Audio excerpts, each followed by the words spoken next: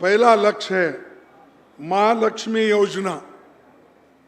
महिलाओं को हर महीने 2,500 रुपये, 500 रुपये में गैस सिलेंडर, महिलाओं को फ्री बस, यहां पर भी ये है पहला।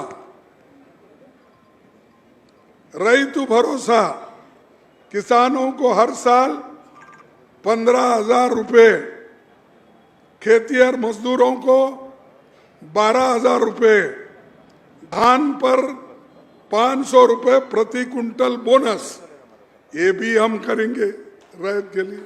गृह ज्योति योजना, 200 यूनिट बिजली फ्री। इंदिरा अम्मा इंदोलू घर बनाने के लिए 5 लाख रुपए की सहायता। तेलंगाना आंदोलन के सेनानियों को 250 वर्ग गज जमीन, ये जो है घर के लिए उनको ये जमीन भी दिया जाएगा।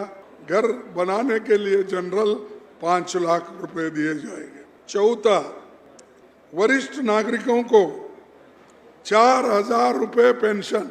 राजीव आरोग्यश्री में 10 लाख तक का स्वास्थ्य बीमा। युवा विकासम, छात्रों को पढ़ाई के लिए 5 लाख की मदद। हर मंडल में बनेंगे तेलंगाना इंटरनेशनल इंग्लिश स्कूल्स और स्कूल्स बनेंगे।